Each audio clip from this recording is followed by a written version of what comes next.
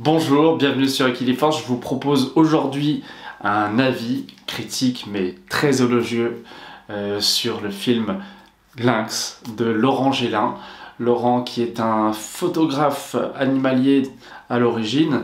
Depuis qu'il était tout petit, Laurent Gélin était fasciné par la nature et avait envie de photographier, de filmer, de rencontrer ces animaux sauvages et notamment donc le lynx. Donc ça va être l'occasion pour moi de vous parler de cet animal puisque j'en ai appris grâce au film et puis grâce aux interviews que j'ai regardées de ce photographe. Donc c'est un animal très secret qui vit dans un grand territoire de 15 km².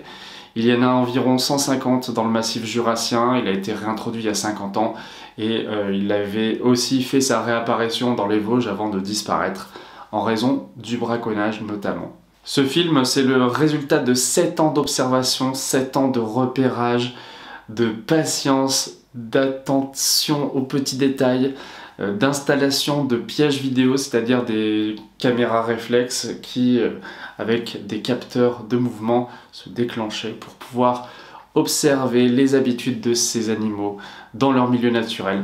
Et c'est la première fois que le lynx est filmé comme ça dans son milieu naturel, qu'il est l'objet d'un film et non pas d'un documentaire, même si évidemment il y a un petit côté documentaire. Le but c'est de raconter une histoire. Donc on va suivre un mâle et une femelle qui ont été suivis par Laurent Gélin pendant plusieurs années et on va donc observer ce que devient leur descendance. Parce que oui, on voit des petits chatons lynx qui sont adorables. C'est un animal fascinant et qu'on a l'occasion de voir avec des moyens techniques qui sont peut-être un peu limités par rapport aux super productions, mais moi que j'ai trouvé vraiment formidable. On a des plans en drone pour apercevoir l'immensité du territoire, de la forêt, de la montagne. Et aussi, et moi bien sûr j'adore ça, on a les animaux de la forêt, que ce soit les autres mammifères, je pense notamment aux renards, mais également les oiseaux. Et alors là, on a quantité de chouettes, la chevêche, la teigne-malme, on a aussi le faucon pèlerin qui sont filmés. Et vraiment, on est dans une succession d'ambiances tout en suivant l'histoire, comme je le disais, de ces lynx.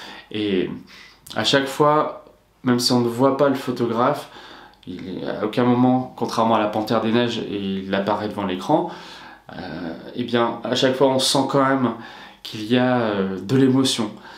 Notamment parce que ces apparitions, elles se font parfois très rares et que le réalisateur a pu passer 6, 7, 8 mois entre deux vues de deux observations de lynx. Donc c'était vraiment quelque chose d'extraordinaire pour lui. Puis surtout, il nous transmet vraiment les habitudes d'un animal qui est à peine connu en France et qui pourtant vit près de nous dans les montagnes jurassiennes, avec bien sûr les dangers modernes, que ce soit la proximité des routes, les balles perdues ou vraiment tirer sur ces individus-là, malgré bien sûr des statuts de protection très importants pour le lynx. Donc moi j'ai particulièrement apprécié, surtout après avoir vu La Panthère des Neiges, ce film.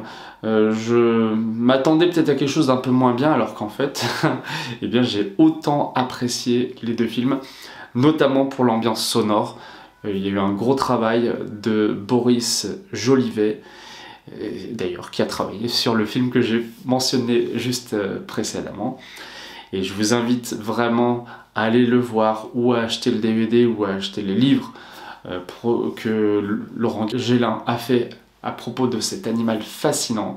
Vous en ressortirez, je pense, plus émerveillé et plus voilà, appelé peut-être par l'esprit de la forêt, parce que c'est ce que dit le réalisateur. Cet animal, à partir du moment où il revient dans un territoire, eh bien c'est le grand prédateur. Les chevreuils notamment sont ses proies, les chamois également, et l'équilibre écologique en est tout à fait modifié puisque ces grands herbivores parfois dévorent les pousses des arbres, et du coup au niveau de la gestion de la forêt, eh bien, ils jouent un rôle important. sans qu'on le sache vraiment. Donc voilà, on apprend des choses, on s'émerveille, on voit des animaux soit assez communs comme les oiseaux, je pense aux geais notamment, à un moment donné il y a 2 geais sur une branche, c'est magnifique, et aussi des oiseaux très rares comme la gélinote, dont on voit une couvée à un moment donné, je vous dis que ça, mais je ne veux pas trop vous révéler tout ce qu'il y a dans le film parce que c'est un trésor à découvrir avant tout. J'espère que vous avez apprécié cette présentation et n'hésitez pas à aller voir ce film et puis les autres vidéos que j'ai consacrées à des thèmes et pourquoi pas aussi les petites vidéos que je fais moi sur le thème de la nature, des oiseaux notamment. Salut et à bientôt sur Equiliforce.